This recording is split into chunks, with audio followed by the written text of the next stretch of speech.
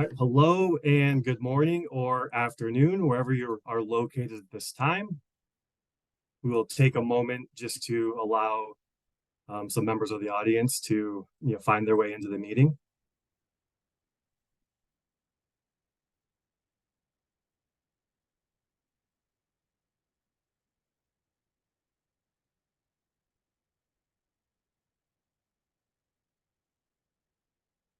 All right, great to have all of you here today. I see, a healthy number of prospective students and current students in the program attending today. So once again, thank you for taking the time out of your day to learn more about the dissertation process at CSP.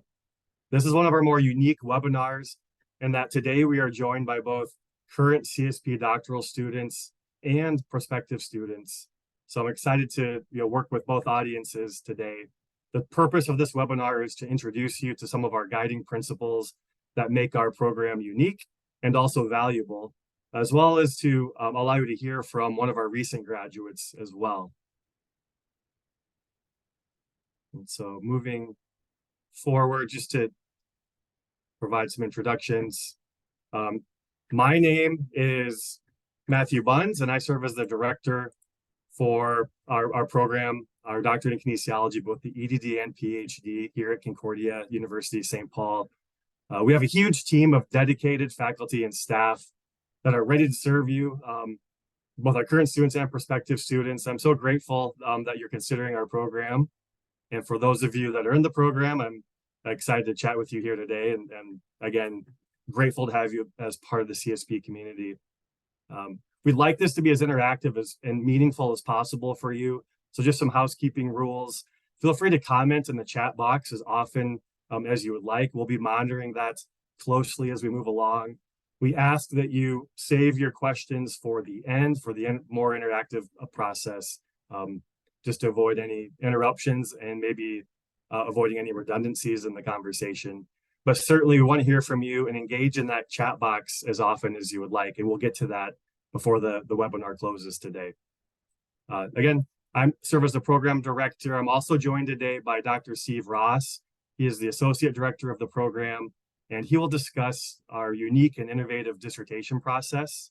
Dr. Ross also coordinates really our entire dissertation process. So you're going to hear a lot from him today. And he also serves as our IRB director, which is a really valuable add to have the university IRB director also working so closely with students in the program.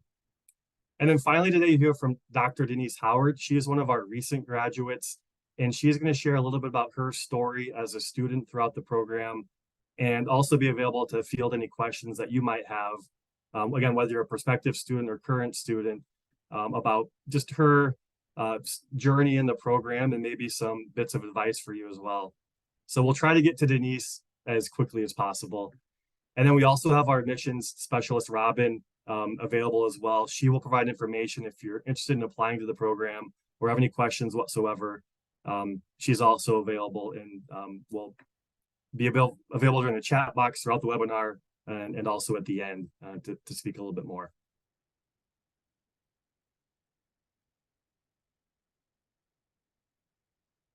Right. So there's a little bit of a rundown from the agenda, and I think we can probably move forward to the next slides. Just a few elements that I wanted to address before turning it over to Dr. Steve Ross to discuss the dissertation process more closely, because I know that's why you're here. Some might argue that traditional doctorate programs tend to follow more of a Eurocentric model where students can feel like they're jumping through hoops because that's the way something has always been done. So it might be an example where the university tells you what to do and what to learn and how to do it. We like to think that at Concordia St. Paul, we take more of a modern and fresh and sensible approach to earning a doctoral degree. We have faculty that are looking to challenge and support you, but not just looking to catch you do something wrong. And so we really feel that, and hopefully Denise can speak to this, that our program is student-centric and not necessarily a traditional Eurocentric model. Faculty and students in our program are viewed as mutual partners, where we engage in the learning experiences in a way that are relevant to your local situation. And as a student in the program and pursuing your dissertation process, you'll have opportunities to become experts in areas that matter to you and seek skills in areas that you care about and that you're looking to develop. We don't take a one-size-fits-all approach to the doctoral degree. So you'll have a number of opportunities to explore topics that are of both professional or personal interest to you. You might say that traditional doctoral programs often take, or at least students might feel like the instructors are taking a gotcha strategy when it comes to the dissertation proposal and defense. We have a real spirit of support, and we hire faculty that are interested not only in your intellectual growth, but also your physical, mental and spiritual growth as well. And again, just as I start to conclude my remarks here, we want you to gain expertise in things that matter to you. For some of you, this might mean improving in your current industry or profession. For others of you, it might mean making strides towards future work or future vocation as well. And again, at that point, I would like to pass the baton over to Dr. Steve Ross, who will go into more details with this process. Good afternoon, everybody. Thank you for being here. Dr. Buns, thank you. What I want to do is talk about the dissertation process here at CSP, the doctoral program, and how it's unique compared to many other programs. One of the things that, again, taking a more modern approach to a doctoral program is rather than working on your dissertation and your research outside of the classroom, above and beyond the content courses in which you're enrolled, we build the dissertation process into the coursework. So while you're moving along through your courses and through your program, you are accomplishing and completing and drafting sections of the dissertation. So it's going to save on time. It's a more guided approach. We have plenty of templates, which I'll show you in a little bit. So it's baked into those courses. Another unique process, again, like Dr. Buns alluded to, in many cases, a student will join a doctoral program and that student is asked to participate in the research interests of the advisor or the committee. We sort of ignore that model, and we want you as a student to focus on your own research, your personal interests, and what will be really impactful for you in your journey and in your community and relevant to your career. Another important aspect that makes our process a little bit different is that we do not have a comprehensive examination. So again, in some more traditional Eurocentric models, at the end of your coursework, you sit down and take a multi-hour test, kind of quizzing you on all the content you've learned up to that point. We don't feel that's necessary. You take the content course, you are assessed during that course. There's no reason to make you regurgitate all of that information at a second point in time. It's just unnecessary. Another important aspect of our dissertation process and our program, many students are afraid of statistics or are leery or might have learned about it months or years ago. We don't require you to take a heavy load of statistics courses and memorize complicated formulas and how to run these programs by hand. What we want is you to be able to interpret the output and the statistics that you get and how to apply it to the research, not necessarily become a purebred statistician. So moving on, one of the things that I discussed is how each one of the dissertation sections are embedded within the coursework that you take. So while you're completing your coursework in your content area, baked in through the program are a series of seminars, which allow you to start the dissertation process during the content courses rather than waiting until the very end. And I'll go into this in a little bit more detail in the following slides, but through those seminars, you work your way from selecting your dissertation research topic, being assigned a committee member and advisor, all the way through drafting and completing and defending the final dissertation. And again, those are embedded in these series of seminar courses, which I'll go over. And again, no comprehensive examination. So after you get a few courses into the program, you will take seminar number 1.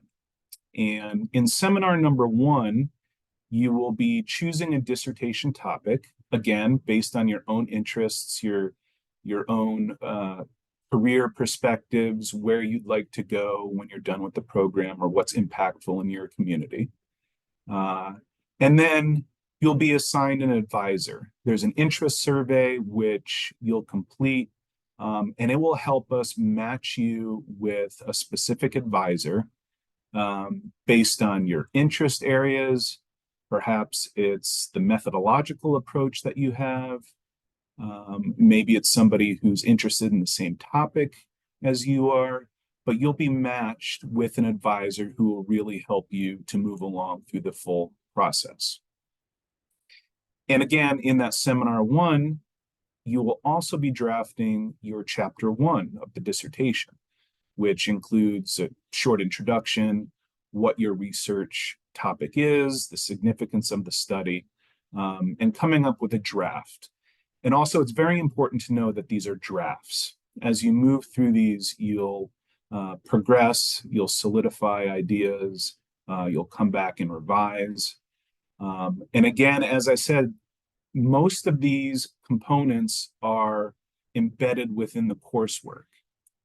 As assignments, we have templates. They're all part of the course sites that you share. We have poster presentation templates built into the assignments.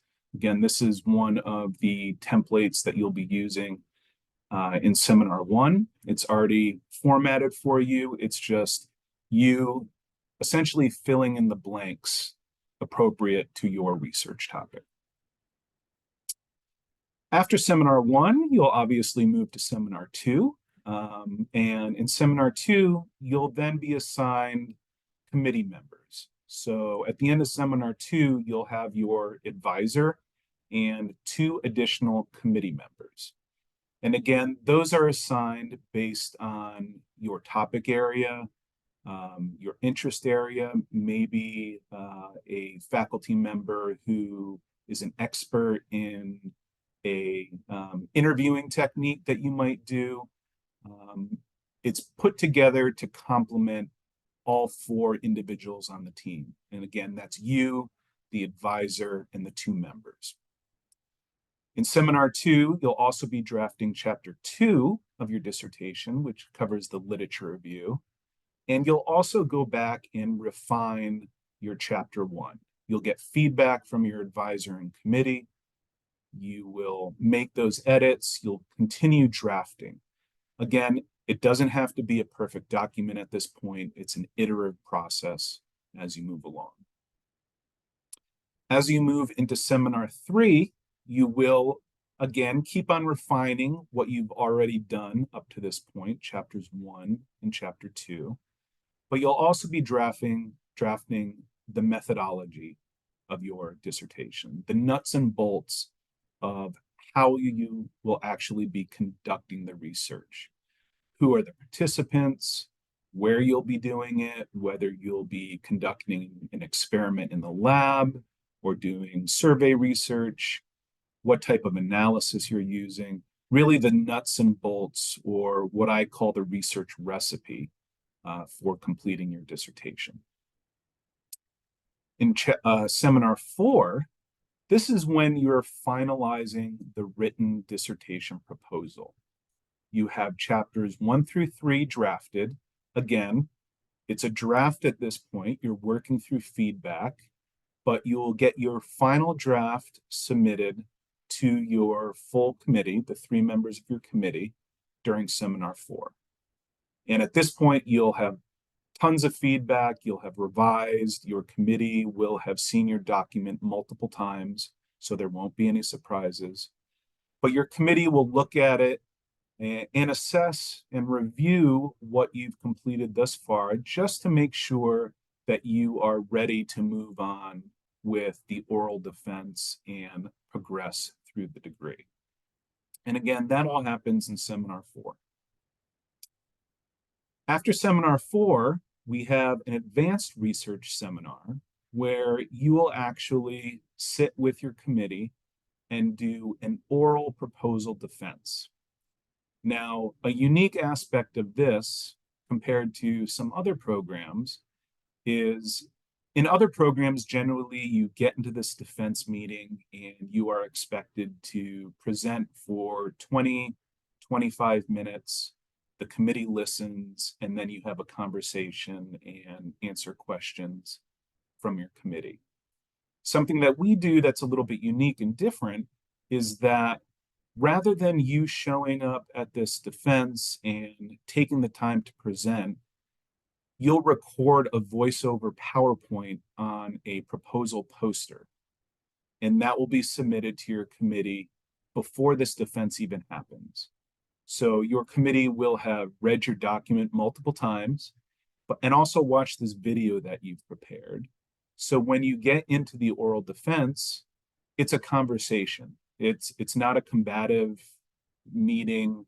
Your committee will already have heard what you're proposing, and you jump right into the conversation. And again, making sure that all the nuts and bolts are ready for you to move on to actually conduct your research. So in that advanced seminar, you'll be having the oral defense, you'll be having that communication, you'll schedule it, and you'll actually conduct it. And then you'll be approved to move on. Throughout the program, we also strongly include ethics and program management or research project management into that coursework. So as part of these courses, one of the things that you'll need to do is have your research reviewed by the Concordia's Institutional Review Board. I don't want to go into specific details because you'll learn all about that if you don't know it already.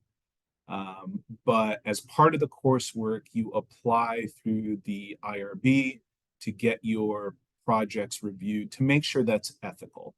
And that protects any participants in your survey or your research, whatever it might be, but it also protects you and makes sure that you're following ethical and common sense principles.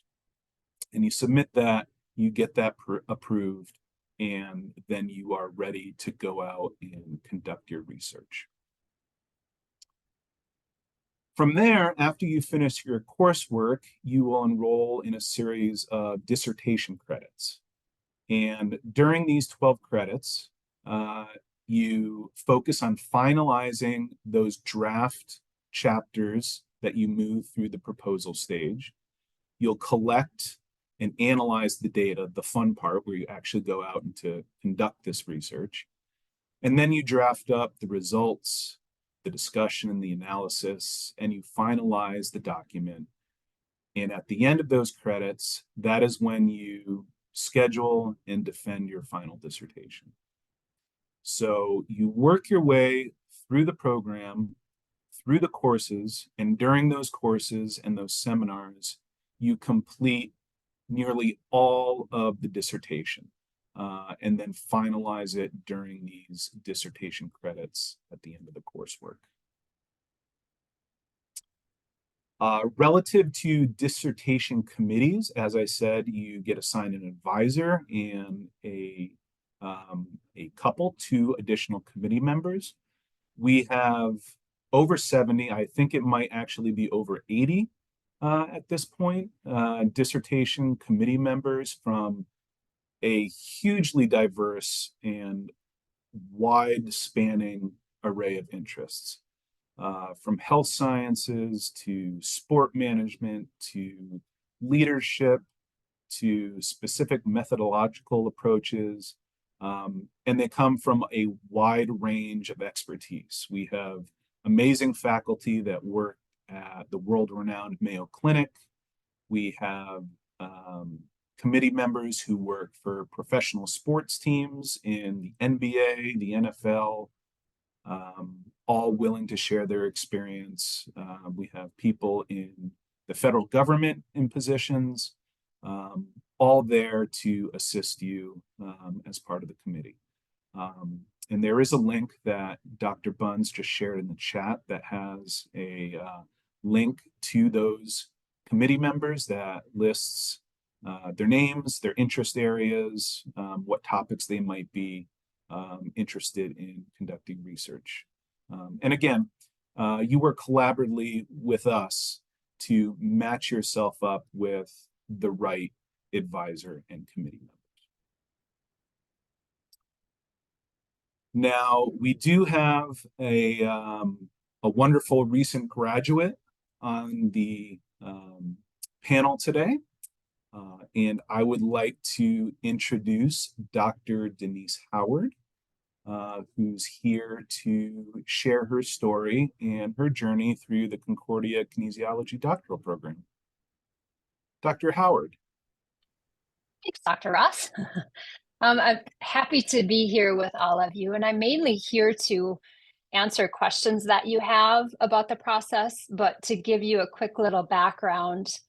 I graduated from the program in December, and I was lucky to be the first one through the program.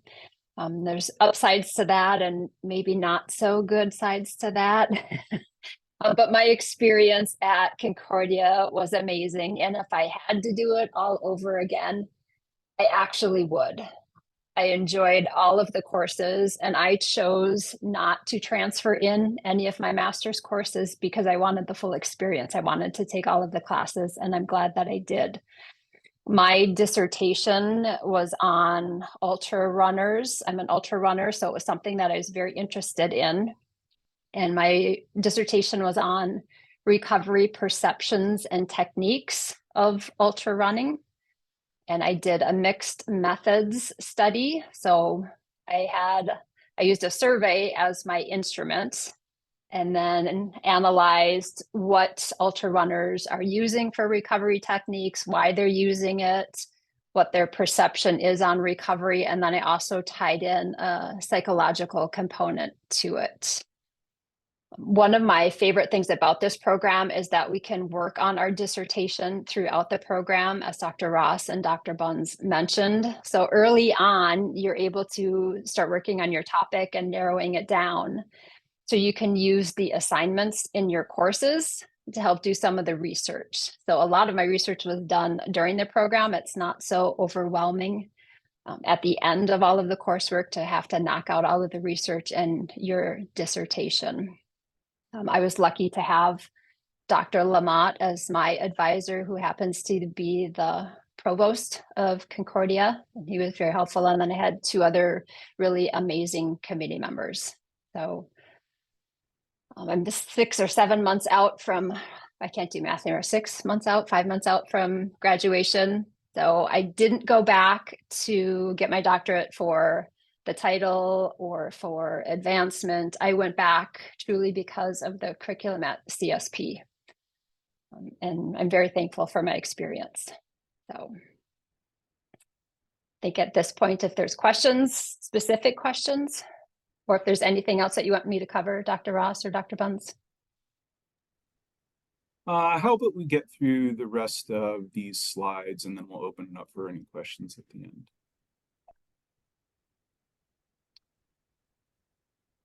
So, what are the next steps when you are interested in applying to the program?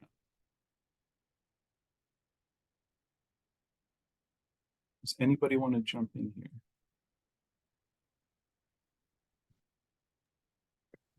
Hi, this is Robin Trabette, your admission specialist. So in terms of getting started, you can call me directly or you can email me. The information is on the screen here. You'll also be able to review that on the website, and I can talk to you about the program, the admission requirements, and supplemental documents you need for your application. And I'll follow up with you as you're going through the process.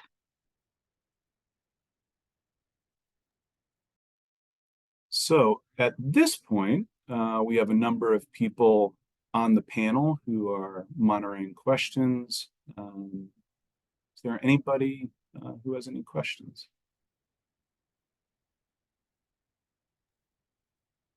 And I'll add, while you are considering what questions you might have, I realize the link that I sent requires permission to view it. So I appreciate there was at least 4 of you that requested permission to access the list of committee members. And so if you clicked on that and weren't able to access it, just let me know and I can share it as a PDF or another version as well.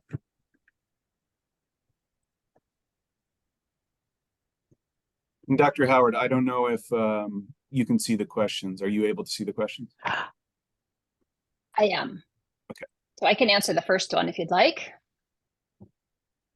So I started with a cohort. So the program actually started in September of 2020, right? And then I started in January of 2021, and I had a cohort with me. I was the first and only one to graduate in December. And part of that was because I was very blessed in that it only took me 3 weeks to collect my data. So I was able to get through that part a little bit. And I worked really hard on the chapter 4 on the results section and got through that rather quickly. So I was the first one to graduate. And then we just had 3 more walk this past weekend, and 5 total graduates or 6 total graduates in the program. So, and I can add one comment to Denise's horn a little bit. She's a great example of how a dissertation, once you're registered for dissertation credits, doesn't necessarily need to tie you up for another year or more to advance through that. Thanks to those milestones that are embedded that Dr. Ross had mentioned. I believe Dr. Howard actually finished her whole dissertation, all 12 credits, in 1 semester, if I'm not mistaken. Is that correct? yeah, but I did the data collection in the summer and then knocked out the dissertation credits in the fall. Very good. It looks like we have a couple of questions. We have a student asking, how early do we begin identifying the advisors? And if so, where are they all from? Yeah, I could start that, and then Dr. Ross, if you want to. Yep, so the dissertation advisors, or chairs as we also call them, are selected in the Seminar 1 course. And for a typical student that transfers in if you transferred 0 credits in, that would usually be your 3rd or 4th semester. For some students, it might occur a little bit earlier than that.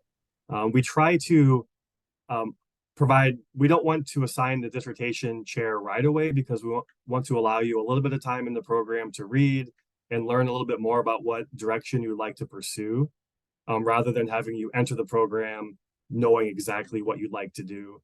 So we try to give you a little bit of buffer room there to really explore your interests, but also not waiting so long that you get to the end of the program before that process starts. So it's typically 3 or 4 semesters where the dissertation advisor is added. And then 1 semester later, you add the 2 additional committee members. Thank you, Dr. Buns. We do have another question coming in. How different is the dissertation for the EdD versus the PhD? Great question. Yeah, that is a marvelous question. And so we're really, proud of both programs. They're very distinct in terms of their purpose.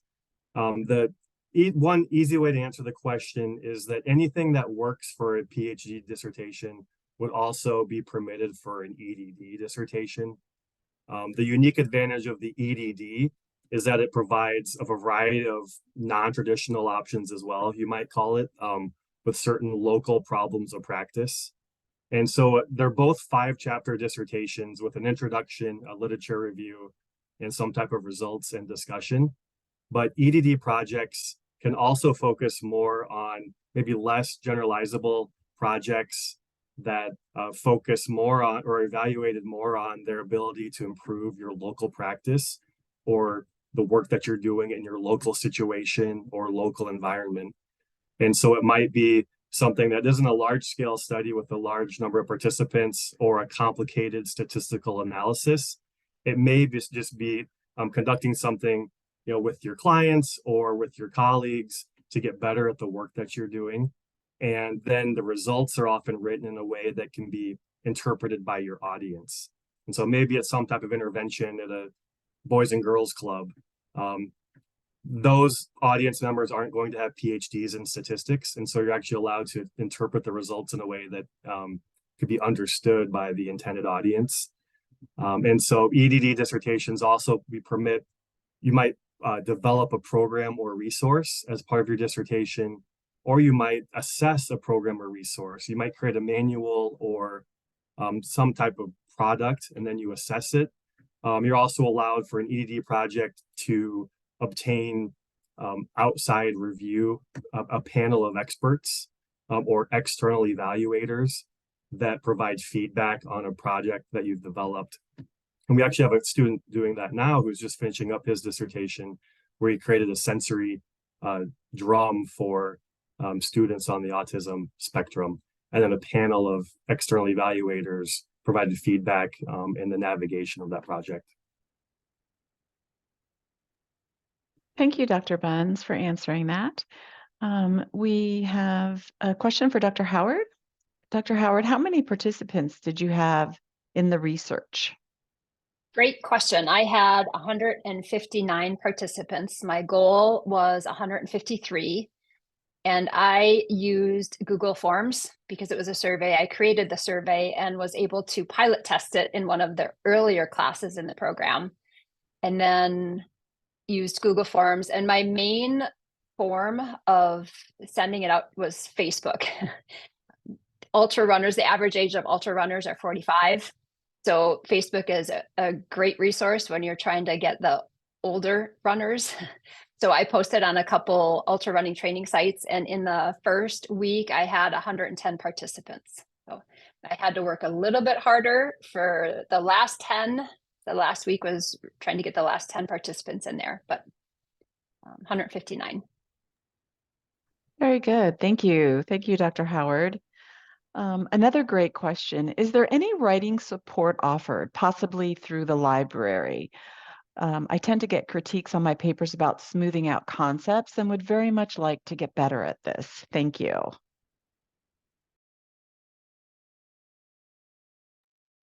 I can speak to that. Yes, Rebecca, there is writing support.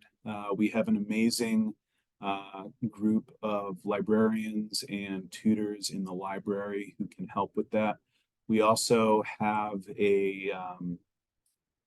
we'll call it a program, not a software program, but a program called BrainFuse, where you can submit your papers and you'll typically get a response in 24 hours or less that has writing support. They'll offer suggestions and talk about smoothing concepts and grammar and that. And you'll also get feedback from your advisor and your committee as well, who help, to tinker with your writing, make sure that it's quality and up to what you can do. So there are a lot of resources that we have. And again, you can ask others to read it. There's cohorts that pass papers around and offer feedback amongst each other. So there is a lot of support there. I'll take the next question from Kevin. You talked about you're completing your studies at UW-Stevens Point and whether you need to do IRB there and CSP. The honest answer, I will say, it depends. in the federal guidelines, most universities have something called a federal-wide assurance number, which essentially means that you are registered with the government and you're following a set of principles.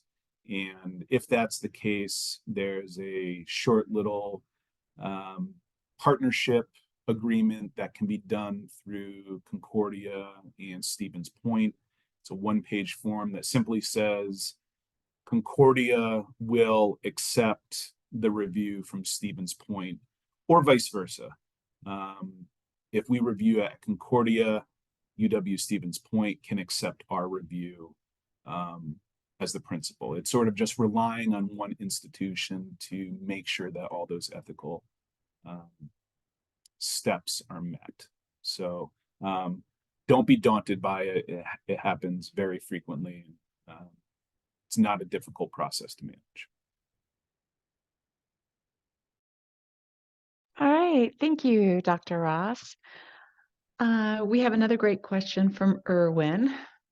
He says, I have a unique situation where I'm currently in the middle of a PhD program, but not really getting the help from my advisor committee, which has been quite challenging.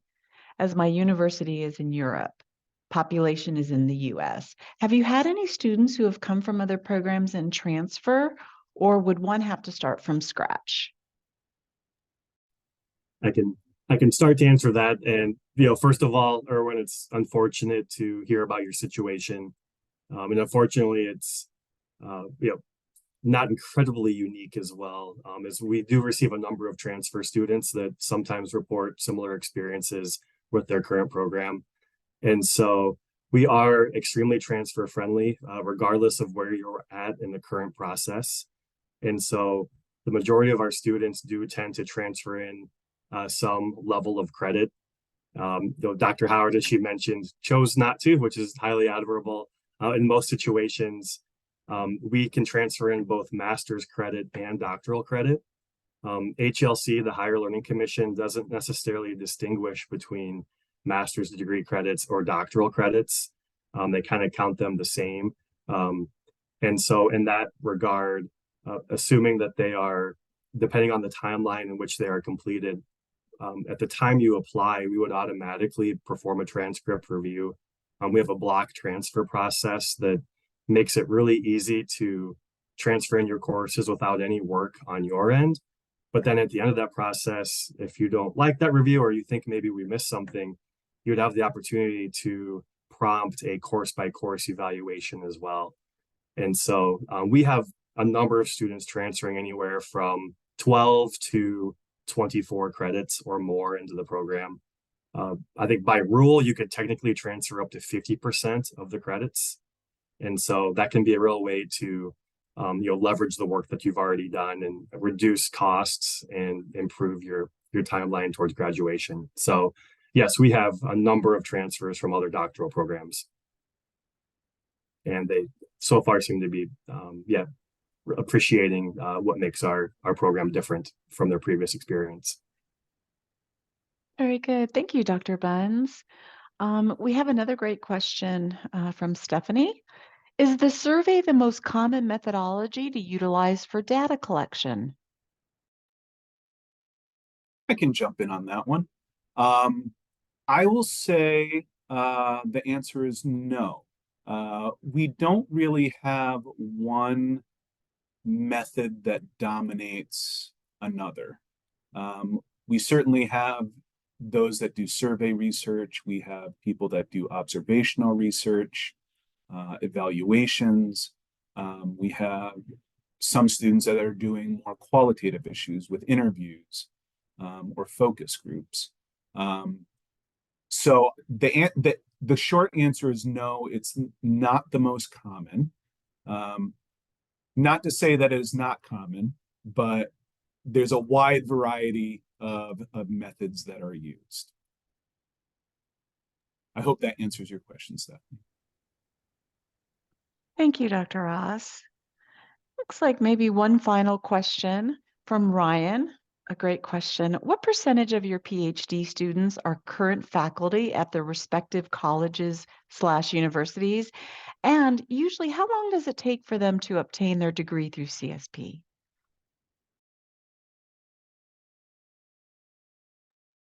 Yeah, I think I can start to answer that question. I'm trying to read which one that came from. What percentage of faculty are? So we have a number of faculty. So I should say, speaking from our student perspective, our students come from a broad, diverse array of career paths. We have many practicing chiropractors or physical therapists. We have many students that own their own gym, for example. We have many students that are either adjunct faculty or non-tenure track faculty that are looking to secure more of a tenure track position at their university. And we have a number of recent graduates that have already in their short time, we had graduation this weekend, and they reported their future plans, thanking us for letters of recommendation and whatnot for new faculty positions that they just acquired at a new university. And so I believe we have a total of 2 CSP faculty that have either been in the program or graduated from the program that I can think of. Dr. Howard is one of those candidates who had been at CSP, and this allowed her to move into more of a tenure track position by adding the terminal degree. And then we have one other adjunct faculty member that I can think of that's in the program. But overall, we have, I think, as of not counting the summer enrollment, I think we have over 200 total students in the program, and from a number of universities and institutions. And I don't know if that answered every part of your question or not. I'll piggyback on that. The second part of the question is, how long does it take those individuals to finish the degree program? And that will depend on whether they are transferring in credits or not. But it doesn't typically take those students who are in current positions any longer or any shorter than other students. So it really depends on whether you're transferring in any courses or you're starting from the very beginning with the content. Thank you, On Dr. paper, it would look like a 3-year timeline where if you transferred nothing in and you just sort of went by the book, it would appear to be 3 years of courses and then just however long the dissertation credits take at the end. And then to Dr. Ross's point, if you have a master's degree in anything kinesiology related, you automatically transfer in at least 12 credits from that degree with our block transfer. And so it's rare. At this point, most of our graduates, it's less than 4 years, some much quicker than that. And I should also highlight that because of the mentoring you get throughout the process, all of our students to date that have made it to the final defense meeting have actually passed their final defense. So 100% success rate on that, which we're proud of. And it's not that we're just letting everybody pass. I think thanks in part to the quality of students, but then also the mentoring that they're getting for sometimes 2 years from start to finish of that process. Appreciate that. That's a great statistic to hear, 100% success pass rate. One final question Kevin asked, he apologizes if this has been answered. Can a dissertation committee be from a university that he works with, not affiliated with CSP?